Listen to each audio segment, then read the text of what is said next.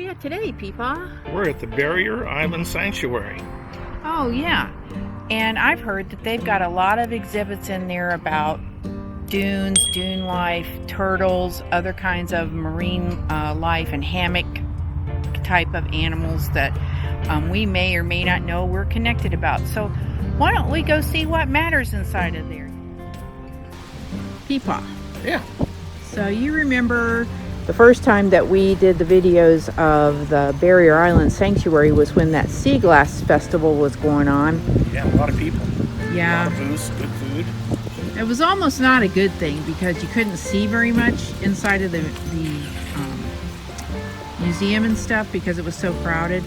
But then we lost all of that on the hard drive, and we decided to go back on a Saturday and to re-video that. And that was the day before they actually closed it down for the lockdown. Yep, they did. Right. And what were your highlights of when we were there that second time? Well, the staff was still there, and there was, when we got there was some people leaving, but pretty well empty. An example of the hammock, and you guys will have seen us talk about that in a couple of our videos that we've already or are going to feature, because we did like the Maritime Hammock Trail and the Pelican Island Preserve.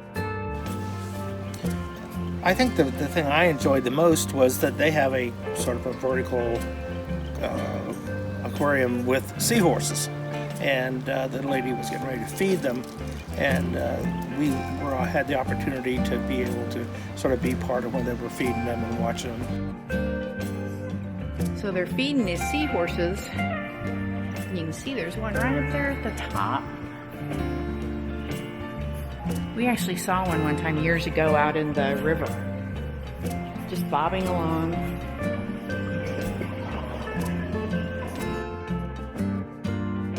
What are you feeding them? They're eating brine shrimp.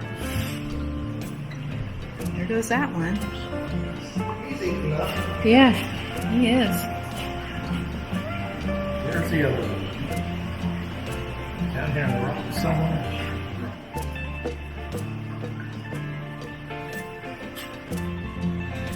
So these are just examples of all the different kinds of things that you can spend time here learning about.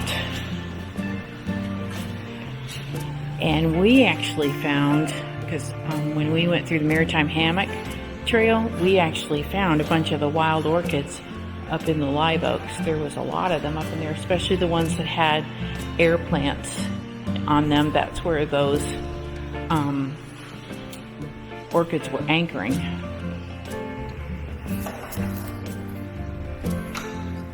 Where it provides out the near shore definition for you. And here's the different seasons. So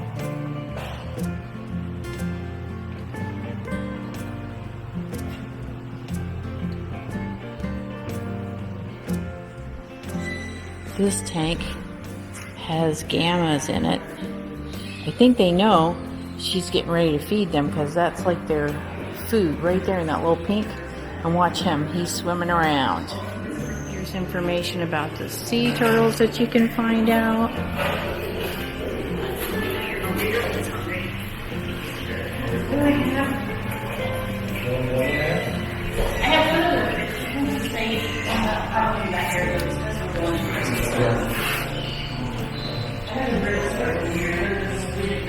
Loggerheads. Here's examples of the different kinds of skulls for each sea turtle species. The top one is a loggerhead, and then the green turtle's in the middle, and the leatherback is on the bottom. So if you love sea turtles, this is a place for you to come.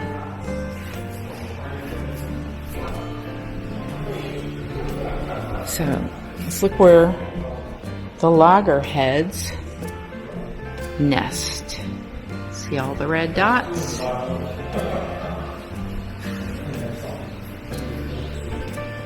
Let's look where the green turtles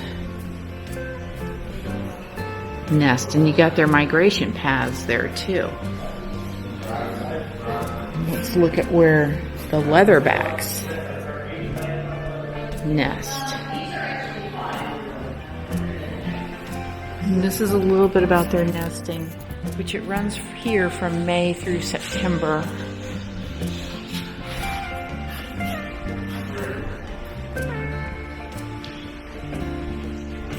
There's a video showing a female actually laying her eggs. This is an example of what the nest looks like.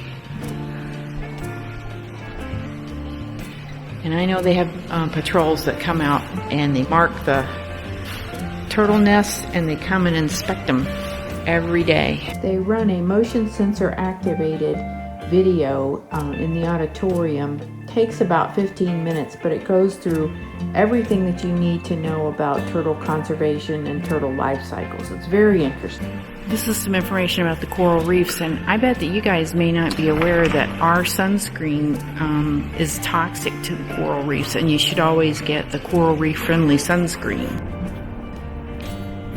But you can see how nice it is here, that we've got this nice boardwalk area with tables. If you had like your lunch and stuff with you, you could come up here. There's play areas for the kids.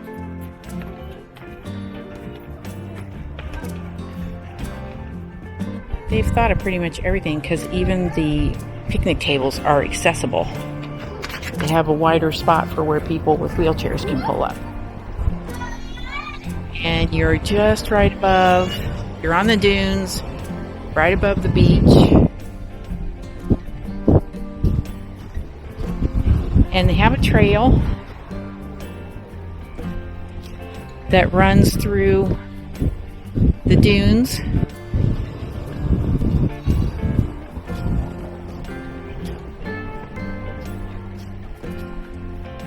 As well as this one here. It runs out to an overlook at the beach.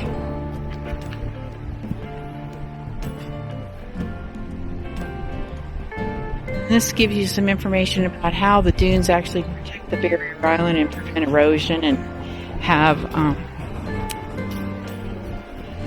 habitat for the animals that live there, some of those that we saw inside. This whole experience is very accessible too, so you can make it, no matter what your activity ability is, to all of the areas.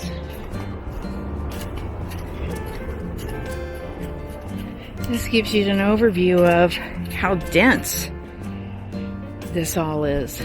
But yet, when you're inside that tunnel in there, you can see how you can get down and around if you're an animal that lives in there, all through the trees. And this little path right here actually links over to the Bond-Steel Park area, where you can actually park your cars, and it gives you access. This is the access to the beach for that, and this is the direct boardwalk from that parking area, as well as the conservancy out here to the beach.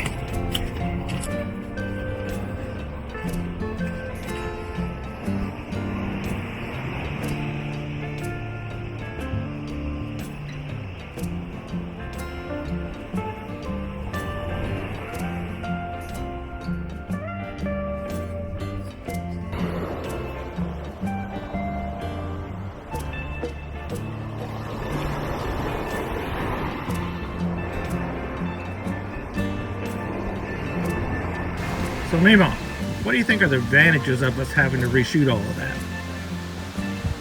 Well, I think that we saw things that we would have not seen before, and I was able to get close-ups of the things like all of the turtle habitat and where they actually nest and what their migration trails were, because I didn't get to see that at all before.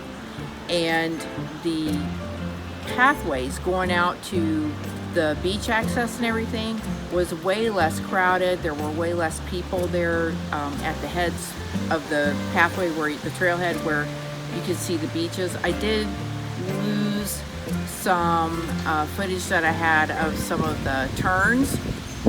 They weren't there that day, but all in all, I think it was a pretty good balance that we had to actually reshoot it.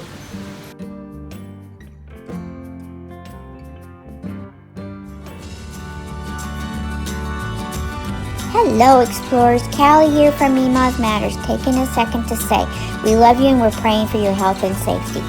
Would you help us out by hitting like, subscribe, and notify so that our channel gets recognized and promoted by YouTube? And we love you very much.